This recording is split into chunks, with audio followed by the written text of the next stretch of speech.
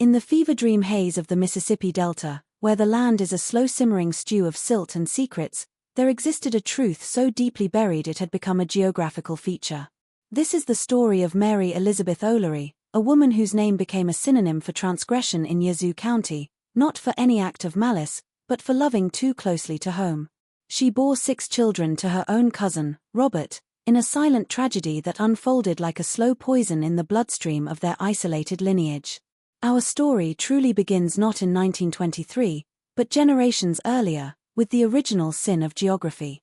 After the Civil War, the government granted the patriarch, William O'Leary, a tract of land in the swampy, unforgiving bottomlands, a place others didn't want. This land became both kingdom and prison. As the decades passed, the O'Learys intermarried, their world shrinking with each division of the property. Cousins married cousins, then their children married each other's children. The outside world was viewed not with curiosity, but with a deep, genetic suspicion. They spoke of pure O'Leary blood as a virtue, a noble isolation, blind to the silent, tightening spiral of their own DNA.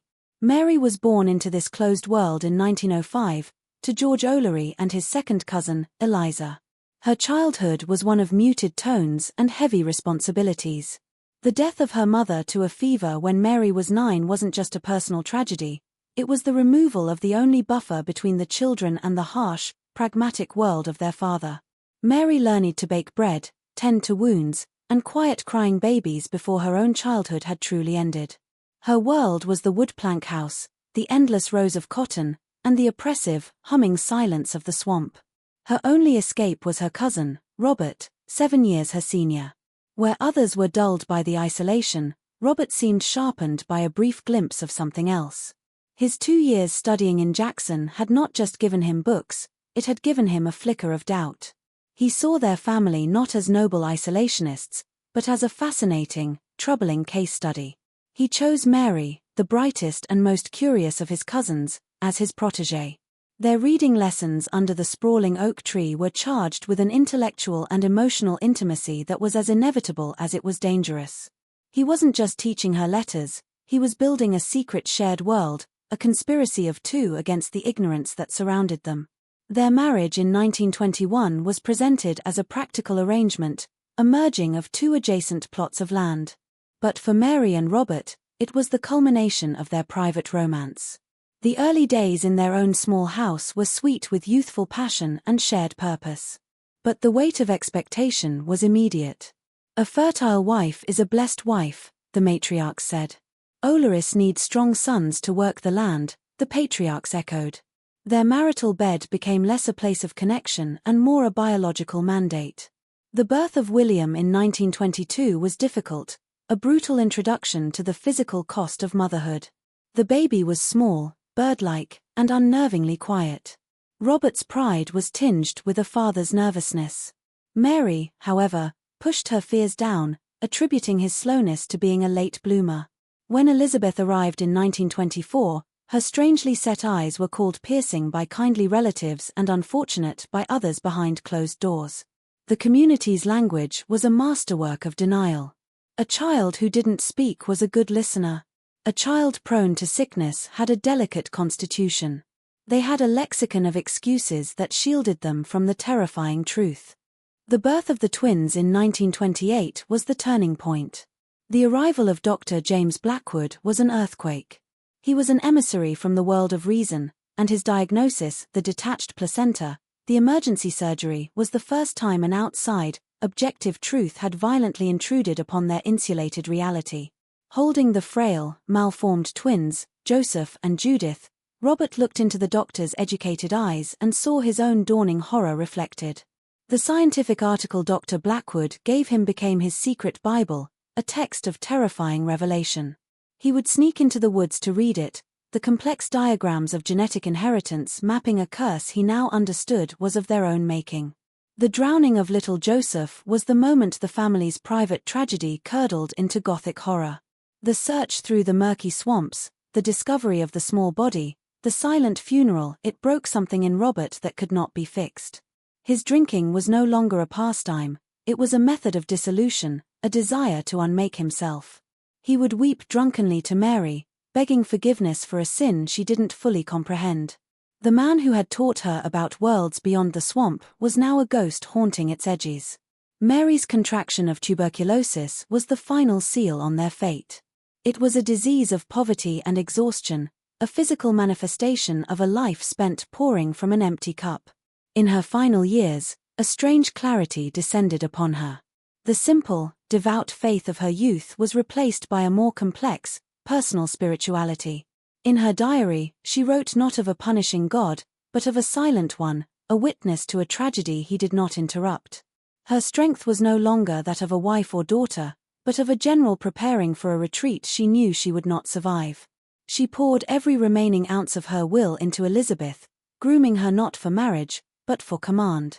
The period after Mary and Robert's deaths is where the story transforms from one of tragedy to one of profound resilience. Elizabeth's defiance of the patriarchs was a revolutionary act. By refusing to marry her cousin, she didn't just reject a man, she rejected centuries of ingrained doctrine. Her declaration, "This tradition ends with me," was the single most courageous act in the family's history. Under her leadership, the O'Leary children forged a new identity. William, whose cognitive limitations belied a deep, innate understanding of the land, became its gentle steward. He could sense a coming storm in the ache of his bones and knew each inch of soil by touch. George Jr., with his fragile lungs and formidable mind, became the strategist. He pored over Dr. Blackwood's agricultural journals, introducing crop rotation and soil enrichment techniques that were minor miracles of adaptation. Judith's music, once a private comfort, became their economic lifeline and their emotional salvation. The ethereal notes of her harp, floating from their porch at dusk, were a signal to the world that beauty could persist amidst ruin. Sarah's death in 1944 was a quiet, sorrowful release. Her short life, a tapestry of seizures and silent suffering, had been a constant center of their care. Her passing left a hollow silence in the house, a space that was both a grief and a strange, guilty relief. The post-war diaspora was inevitable. George's offer from Birmingham was a lifeline thrown from the future. The family conference about it was not a single conversation, but a series of tense, tearful negotiations over weeks. William's refusal to leave the land was absolute. His connection to it was the one thing in his life that was simple and whole. Elizabeth's decision to stay with him was a testament to her loyalty, a choice to honor the past while letting her siblings escape it. In Birmingham, George and Judith performed a delicate alchemy. They reinvented themselves. George, in his government job, became an expert in shoring up the very kind of crumbling rural communities he had fled.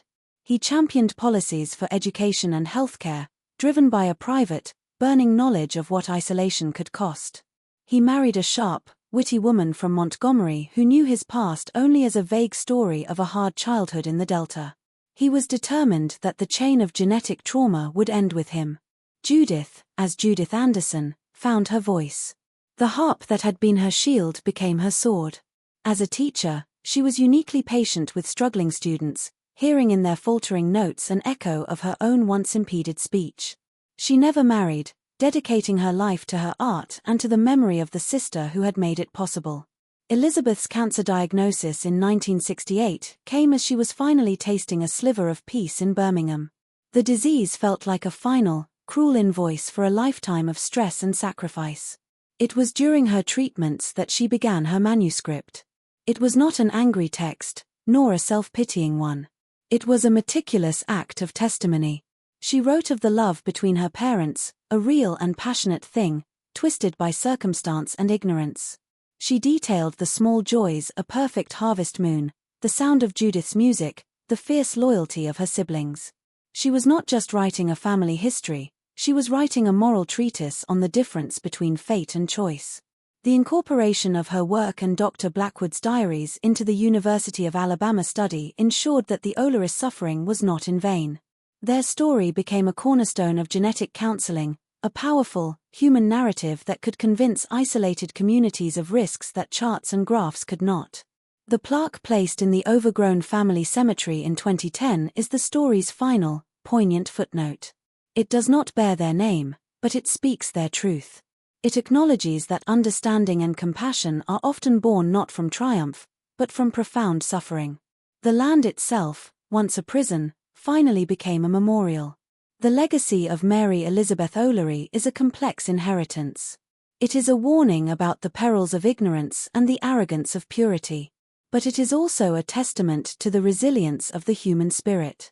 From the twisted branches of their family tree, her children, the survivors, managed to forge lives of dignity, purpose, and even beauty, ensuring that their mother's story would ultimately be one of redemption, written in the choices they made to end the cycle she could not break.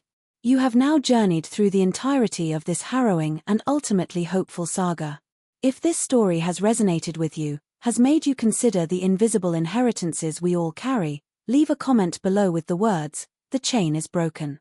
Your engagement ensures that these vital, hidden histories are not lost to time but are used as a lantern to illuminate the path forward.